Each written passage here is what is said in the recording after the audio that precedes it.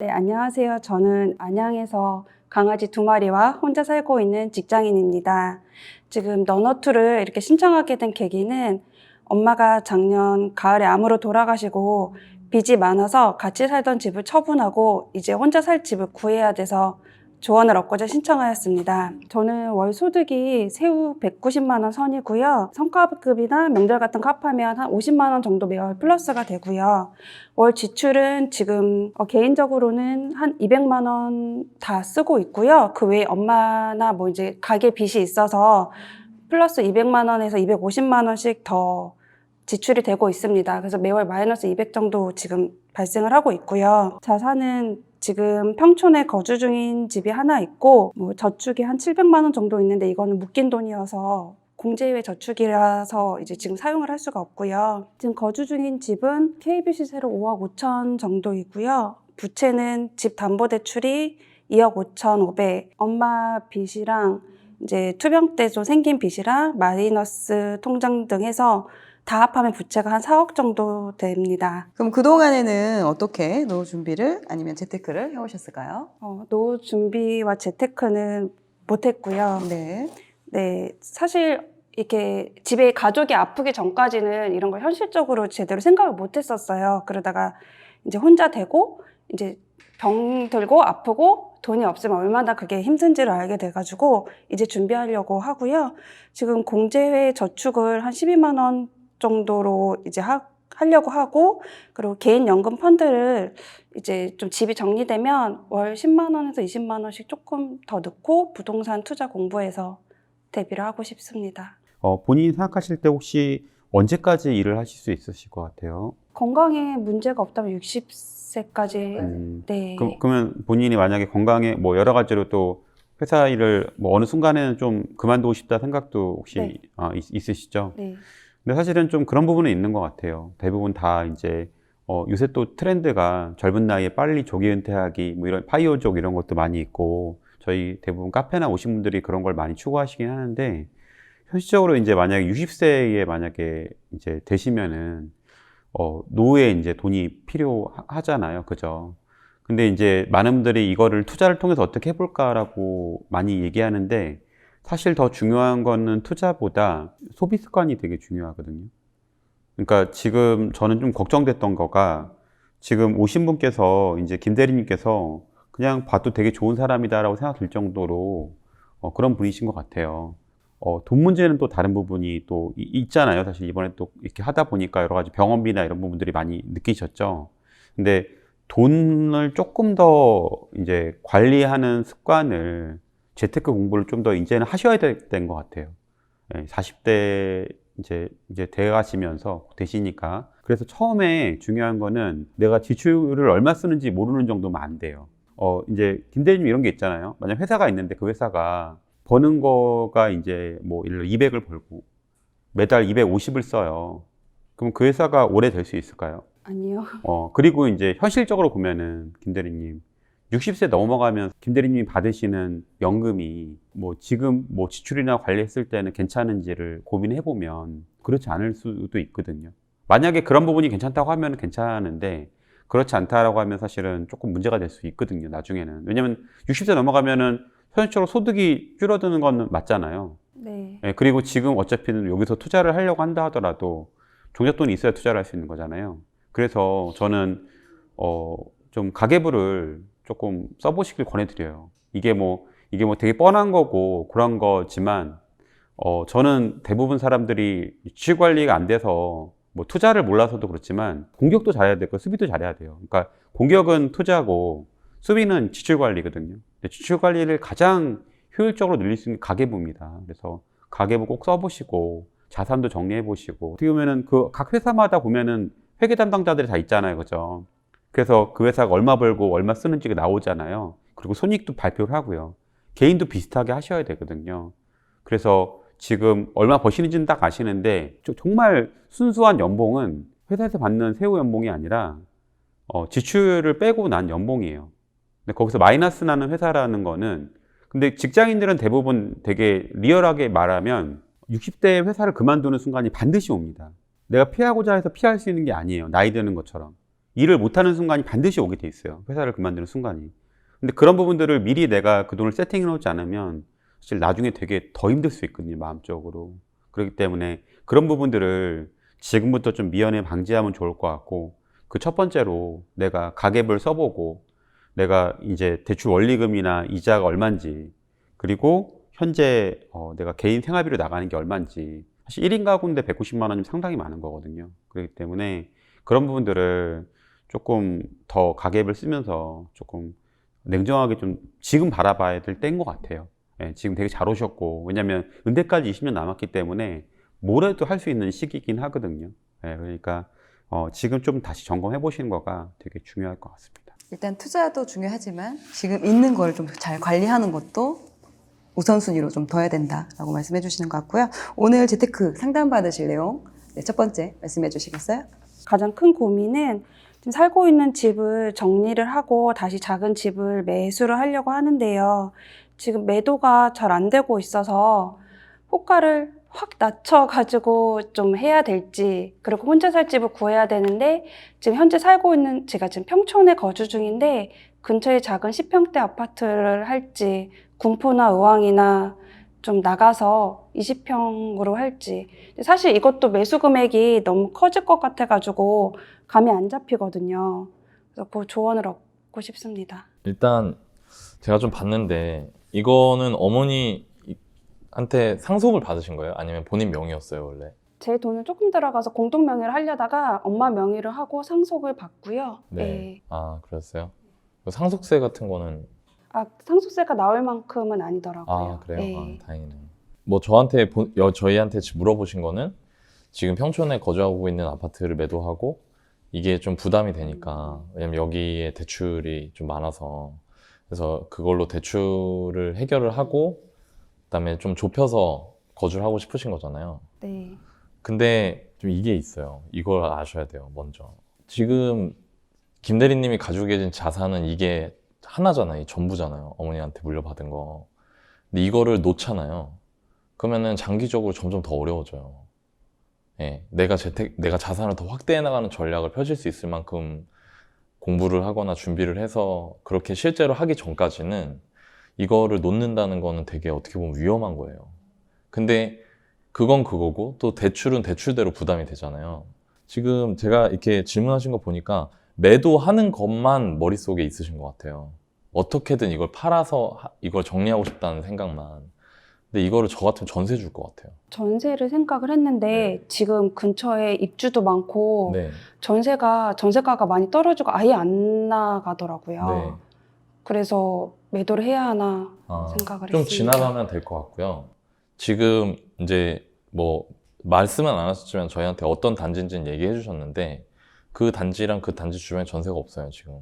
그리고 지금 실거주로 살고 뭐 임차인을 빼주거나 해야 되는 게 아니라 본인이 거주하고 계시기 때문에 몇 달 정도 더 있다가 입주가 마무리되고 나서 전세가 잘 나가는 시기에 내놓으시면 되거든요. 그거 길어야 5개월, 6개월이에요. 이거를 놓치면 안 된다는 생각이 저는 되게 많이 들어요. 이거를 내려놓고 지금 보내신 데 보면은 평촌 아파트 내려놓고 3번으로 가시겠다, 지금 대부분 이런 건데 장기적으로 별로 좋은 선택은 아닌 것 같거든요. 그래서 저라면은 이 집을 전세를 줄 것 같고요. 제가 실거래랑 좀 보니까 전세 나가는 시기만 잘 맞추면 4억 정도에는 내놓을 수 있을 것 같아요, 전세를. 근데 지금 가지고 있는 총부채가 4억이시거든요. 그죠? 그거를 전세금 받아서 그걸 다 갚으면 내가 갈 데가 없잖아요. 그러니까 그렇게 하지 마시고 지금 보니까 3억 8천 정도까지만 대출을 상환을 하세요. 왜냐면 나머지 2천만 원은 이제 이모님한테 받으신 거잖아요. 근데 이모님께서는 이제 나 이거 돈 안 줘도 된다라고 얘기하고 하셨지만 본인께서 그걸 갚고 싶으신 거잖아요. 그러니까 그건 좀 천천히 갚는다 생각하시고 대신 나머지는 다 갚으세요. 왜냐면 나머지는 금융비용이 발생하기 때문에 이자가 계속 생기니까. 그럼 그거를 상환하시면은, 그리고 동시에 좀 전에 너바님 말씀하신 것처럼 월 지출을 관리하시면은 현금 흐름 플러스로 바뀔 거거든요. 그 상태에서 3번의 10평대 아파트들이 지금 보증금 뭐 1,000, 2,000에 월세 50, 60 정도 해요. 거기에서 월세로 거주를 하시는 게 어떨까? 그러면은 현금 흐름이 훨씬 더 줄어들 거예요, 마이너스가. 그러니까 이 집을 붙들고 있으면서 어차피 이자로 내는 돈이나 내가 월세로 이사해서 거기서 거주하면서 내는 월세에 내는 돈이나 제가 보기에 지금 이자가 더 많아요. 예, 월세 5, 60 정도니까. 그렇게 거주하시면서 이 자산을 놓으시면 안 될 것 같아요. 그 상태에서 이제 돈 공부하시고 조금씩 눈을 뜨시면 이게 하나가 나중에 김 대리님한테 엄청 큰 지렛대가 될 수 있어요. 이 집 하나가. 그러니까 함부로 파시는 건 아닌 것 같아요. 전세 안 나간다고 해서 너무 좌절하지 마세요. 그 시기가 있어요. 그러니까 조금 기다리셨다가 전세 주시고 그 중에 이모님한테 빌린 돈 2천만 원을 제외한 나머지 대출은 전부 다 없애세요. 그리고 그 2천만 원을 보증금을 해서 월세를 가시고 너반이 말씀하신 것처럼 수입 지출 관리하시면서 현금으로 플러스로 빨리 돌리셔야 돼요. 예, 그게 제일 좋을 것 같습니다. 김 대리님께서 사실은 이제 후보로 내준 아파트들이 몇 개 있는데 그 아파트들보다 지금 걸 갖고 있는 게 더 나을 수도 있을 것 같아요. 그리고 후보로 낸 아파트들을 대출을 받아서 뭔가 한다고 하는 것들은 별로 적정하진 않는 것 같거든요. 그리고 지금 말씀하신 아파트가 입주 때문에 조금은 물론 많이 올라가긴 했어요. 사실은 올해 많이 올라가긴 하지만 그래도 제가 볼 때는 더 올 향상의 여력이 좀 있거든요. 그렇기 때문에 그걸 지금 매도하는 거는 어떻게 보면 김 대리님께 죄송하지만 김 대리님은 만약 이거라도 없었으면 사실은 또 좀 상실감이 크셨을 거잖아요. 사실 어떻게 보면은 이게 그래도 올해 한 1억 정도 이상 올랐으니까 그렇기 때문에 어떻게 보면 이게 또 부담이긴 하지만 또 희망인 거기도 하거든요. 그렇기 때문에 이 아파트를 지금 뭐 매도를 하는 거 그리고 뭐 갈아타기 이런 부분도 사실 저는 별로 그렇게 적정하진 않은 것 같아요. 네, 그래서 이걸 그냥 일단 가져가시는 게 맞지 않나. 그리고 이걸 매도해서 3번으로 간다거나 군포로 간다는 거나 이런 거는 굉장히 현명하지 못한 생각인 것 같아요. 제가 볼 때는. 네, 저라면은 일단은 스테이하고 이 안에서 조금 이제 전략을 잡아가면서 할 것 같습니다. 네, 또 월세를 내다 보면 그만큼 또 현금으로 만들어야 되니까 어쩔 수 없이라도 돈을 아낄 수밖에 없을 거예요. 월세 못 내면은 나가야 되니까. 그런 또 강제적인 부분도 또 있고, 일단 현재 평촌에 있는 거는 꼭 가져가셔라. 라고 두 분께서 말씀을 해주셨네요. 네, 두 번째 질문 해주시겠어요? 제가 소득이 지금 적어서 어떻게 더 소득을 늘릴 수 있을지 많이 고민이 됩니다. 뭐 아르바이트나 뭐 투잡이나 이런 거는 지금 할 수 없는 상황이기 때문에 소득 관련해서 제가 어떻게 좀 종잣돈을 더 마련을 할 수 있을까요? 아까도 잠깐 말씀드렸는데 이제 대부분 직장인분들이 이제 현실적으로 이제 자산을이나 소득을 늘릴 수 있는 거는 투자밖에 없는 것 같아요. 제가 볼 때는. 근데 투자라는 거는 좀 그냥 막연하게 지금 대부분 사람들이 자기가 투자라고 생각하는 투자가 아니라 거의 도박에 가깝게 하고 있거든요. 그러니까 무슨 말이냐면 내가 넣은 돈이 앞으로 나한테 어떻게 돌아올지 확신을 갖고 투자하는 게 투자인데 그러지 않고 그냥 뭐 요새 뭐 주식 좋아, 부동산 좋아, 비트코인 좋아 이런 식으로 넣어놓고 공부하지 않고 이렇게 하면 되게 힘들어요. 근데 공격과 수비를 잘해야 돼요. 예, 수비적으로 내가 이제 흑자 구조로 만들어가고 거기에 월 얼마씩 모으는 구조로 일단 가셔야 되고 김 대리님이 월세로 가는 거가 부담일 수도 있지만 지금 대출 이자 부담이 많기 때문에 그런 부분들을 잘 고민해서 가시면 또 의미가 있을 것 같긴 하거든요. 그리고 플러스 그러니까 아까 말한 지출, 그러니까 수비를 잘하는 걸 배우고 또 공격을 잘하는 거를 좀 공부를 하셔야 돼요. 예, 그러니까 내가 갖고 있는 소액의 돈으로 어떻게 자산을 더 불려갈지에 대해서 본격적으로 공부를 하시면 그러니까 지금에서 상황에서는 사실은 내가 뭐 지금 또 알바를 하거나 아니면 또 다른 뭔가를 하기에는 뭐 직업적이나 여러 가지 상황상 쉽지는 않으시거든요. 그러니까 조금 아까 말한 지출 관리 잘 하시고 투자를 좀 공부하셔가지고 지금의 본인의 좀 갖고 있는 자산에 또 모을 자산의 수익률을 좀 더 높여가는 쪽으로 하시는 게 좋지 않을까라고 생각이 듭니다. 네, 세 번째 질문 해주시겠어요? 제가 투자 공부할 때 직장이랑 병행하는 것과 주변 관계 때문에 좀 많이 어려울 것 같아요. 제 성격상 약간 거절을 못하고 휩쓸려 다니는 성격이긴 해서 이걸 단호하게 거절을 해도 자꾸 되새김질해서 괴로워하거든요. 이거를 제가 극복해야 되는 부분이긴 하지만 먼저 이 길을 걸어오셨으니까 어떻게 좀 잘 극복하셨고 스트레스 관리는 어떻게 하셨는지 궁금합니다. 뭐 오늘 말씀드리는 것들은 그러니까 현실적인 얘기들이긴 한데 제가 여기 하셨는데 제가 좀 놀란 부분이 막 그냥 죽고 싶다는 생각도 들었다고. 그건 심리 상담을 좀 받고 있어서 지금은 많이 네. 극복을 하려고 노력하고 그래요? 있어요. 네. 그러니까 왜 그러냐면 너무 잘하신 거예요. 그거는 진짜 너무 잘하셨고 건물을 올린다 치면은 기초공사를 해야 되잖아요. 바닥에 먼저 골조를 심고 이렇게 튼튼하게 만들어야 되잖아요.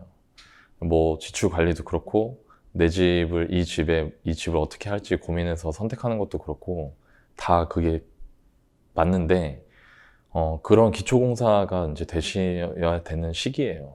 뭐 계속 잊어야지 거절하지 못하는 게 힘들어서 뭐 가끔 억지로 거절하고 나서도 그런 거 되새김질하면서 내가 힘들어한다 막 그렇게 얘기하셨잖아요. 근데 지금 이제부터는 나를 좀 바꿔야겠다는 생각까지도 하셔야 되지 않을까라는 생각이 들어요. 그게 어렵죠, 당연히. 그거 어려워요. 근데 그래도 일단은 내가 이런 거를 극복하고 이겨낼 수 있는 사람이라는 생각을 먼저, 그 다짐을 먼저 해야 노력이 가는 거지. 그게 안 되면은 안 되거든요.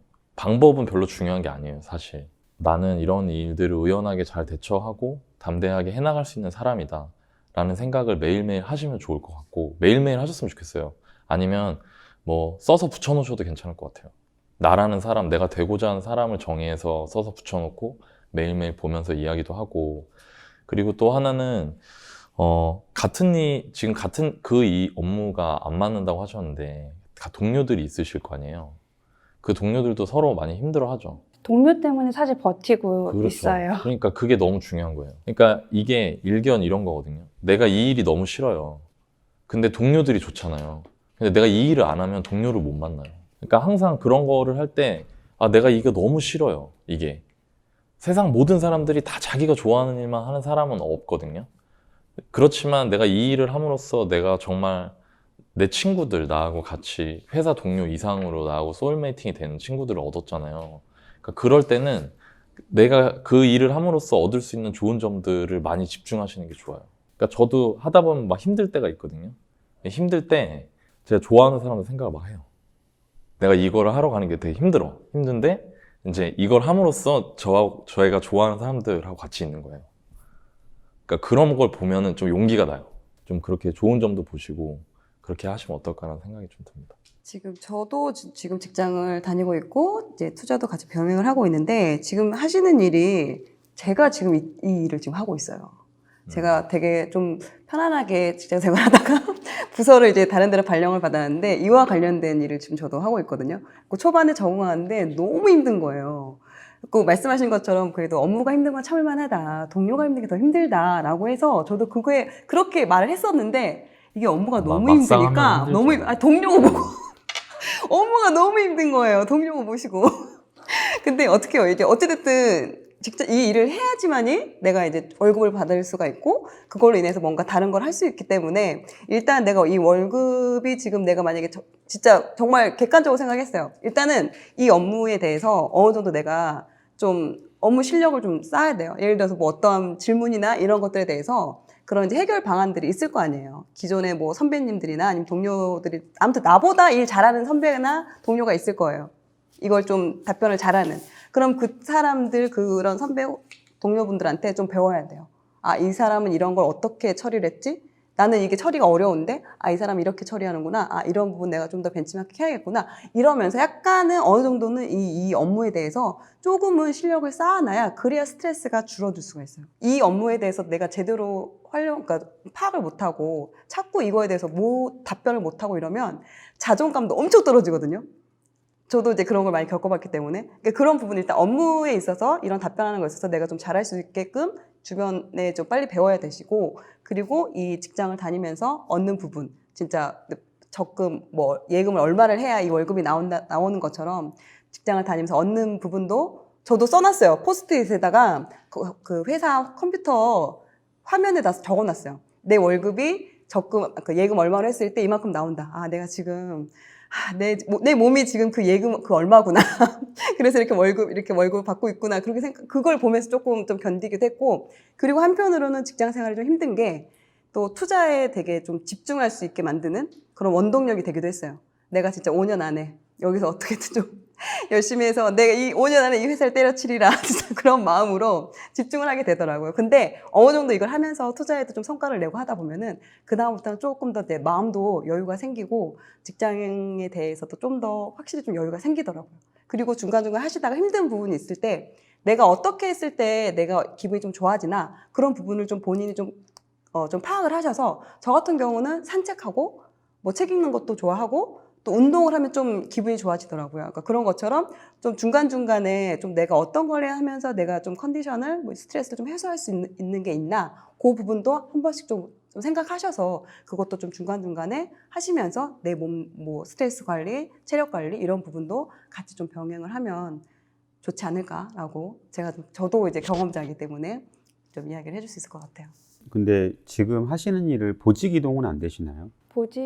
돼요. 되는데 올해까지는 안 되고 하면 내년에 될 수 있을 것 같아요. 저도 이제 회사에서 민원을 되게 세게 한번 얻는 부서를 했었었는데 이게 뭐 주변 사람들은 그냥 얘기하는데 너무너무 맞아요. 힘들거든요. 장난 진짜 아니에요. 힘들어요. 네, 어, 진짜 민원을 진짜 보통 일이 아니에요. 그런 진상 JS 만나면 저도 예전에 혼자서 막 좀 이렇게 지방에 근무한 적이 있었는데 가족 없이 혼자서 이렇게 있는데 퇴근하는데 막 전화로 살해협박도 당하고 막 이러면은 되게 마음이 힘들더라고요. 되게 여러 가지로. 이거는 사실은 뭐 마음적으로 마인드를 할 수 있는 부분들은 아니더라고요. 그래서 근데 운 좋게 또 보직 이동을 하게 돼서 근데 그때는 사실은 그냥 아까 이런 마음 버텼는데 아, 지나가니까 내가 너무너무 힘들었다라고 생각이 들더라고요. 또 좀 나아지긴 하더라고요. 그래서 회사에 좀 잘 얘기해서 또 아까 말하는 것처럼 이제 병을 다니시거나 하는 거 너무너무 잘 하시는 것 같아요, 개인적으로.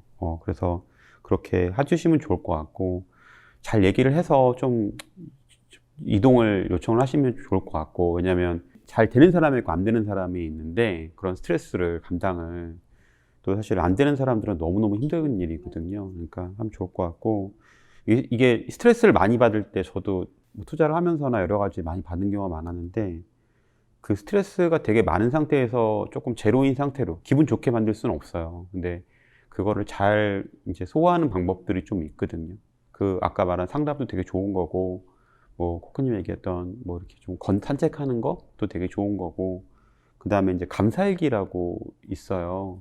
이제 자기가 현재 이렇게 좀 그래도 지금 현재 상황에서의 내가 좀 다행인 점들을 하루에 3개씩 4개씩 쓰는 거가 있는데 저는 그게 좀 되게 효과가 되게 좋았었거든요. 그걸 한 1년 동안 꾸준히 쓰니까 그래도 제가 처한 상황에서 좋은 점과 나쁜 점이 같이 공존해 있는데 견딜만 하게 만들더라고요. 근데 본질적인 문제는 아까 말한 것처럼 보직 이동을 한다든지 이런 부분들을 하는 게 되게 중요한 것 같아요. 중요한 것 같고 그 안에서 너무 이제 휩싸여 있지 마시고 또 혼자 너무 끙끙대지 마시고 아까 다행히 옆에 좋은 동료 계시다고 하니까 그런 분들과 함께 이렇게 잘 대화 나누면서 본인이 조금 스트레스를 풀고 한 부분들을 가지면 좋을 것 같고 개인적으로는 뭐 올해까지 잘 견디시고 내년에는 보직 이동 꼭 하셨으면은 근데 그것도 사실 미리미리 내가 힘들다고 얘기를 해줘야지 저도 이제 그전에는 적극적으로 어필하지 않았었거든요. 근데 그러니까 누구도 날 챙겨주지 않더라고요. 맞아요. 솔직히 오히려 팀장님들은 다 좋은 데로 가시는데 날 남겨두고 난 알았어 자기들만. 말하는 팀장님들은 다 딴 데로 가시고 각자 도생이에요. 각자 그러니까 나중에 느낀 거는 이제 나부터 살자. 이게 뭐 내가 죽었다. 누가 누구 챙겨줄 상황이 아니구나 월급쟁이가 그 사람 그분도 맞아요, 어쩌면 맞아요. 그분도 맞아요. 월급쟁이였는데 힘드니까 맞아요. 같이 힘들잖아. 그러니까 다 월급쟁이야. 그러니까 내 건 내가 챙겨야 되는구나라고 하면서 또 잘 이런 부분들을 말씀드렸더니 또 옮겨주시더라고요. 그러니까 그런 부분 잘 하셔가지고 잘 좋은 조결 됐으면 좋겠습니다. 네. 그래도 다행이네요. 보직 이동이 가능하다니까. 내년에 무조건 될 것 같아요. 아, 그러면은 뭐. 제가 부러운데요? 저는 보직 이동이 안 돼서. 그리고 우리 뭐 이렇게 전화할 때 너무 그렇게 하지 맙시다. 맞아요. 네, 그거는 솔직히 다 누구의 가족이잖아요. 그러니까. 네, 근데 그건 좀 그런 것 같아요. 네. 네. 저도 항상 그렇게 저도 가끔 그런 걸로 막 전화할 때 있으면은 저는 그럴 마음 전혀 없는데 이분 벌써 마음이 막 얼어붙어 있어요. 전화하시는 분들이. 그럼 오히려 제가 막 미안하더라고요. 그러니까 우리 서로 사랑하며 지냅시다. 네. 이런 생각하면서 웃으세요. 네, 지금 웃기시죠? 네. 어이없어. 네, 그러면서 웃으시라고 한번 한 거예요. 네, 화이팅, 김대리님 화이팅. 네. 네, 그럼 지금 마지막 질문 해주시겠어요?